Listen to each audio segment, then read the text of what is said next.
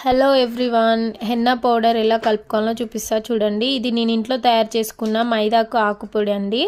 ఇది వచ్చేసి పొడి చేసుకున్నాను. అలాగే డికాషన్ లవంగాలతో మరగబెట్టిన డికాషన్ వాటర్ అండి. అవి నేను తయారు చేసుకున్న మైదాకు ఆకుపొడిలో కలిపేస్తున్నాను. హెయిర్కి అప్లై చేసుకొనికనే బాగా మిక్స్ చేస్తున్నాను చూడండి. ఆ వాటర్ని అలా కలిపేసి బాగా మిక్స్ చేయాలి.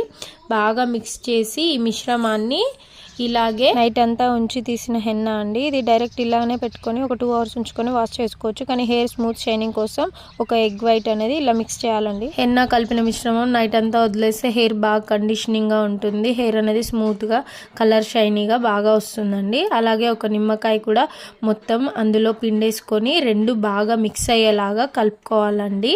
కలుపుకొని ఆ తర్వాత హెన్నా హెయిర్కి అనేది బాగా మంచిగా పట్టించుకోవాలి. పట్టించుకున్నట్లయితే హెయిర్ కలర్ బాగా వస్తుంది. నా వీడియో కనుక మీకు నచ్చినట్లయితే లైక్ చేయండి ప్లీజ్.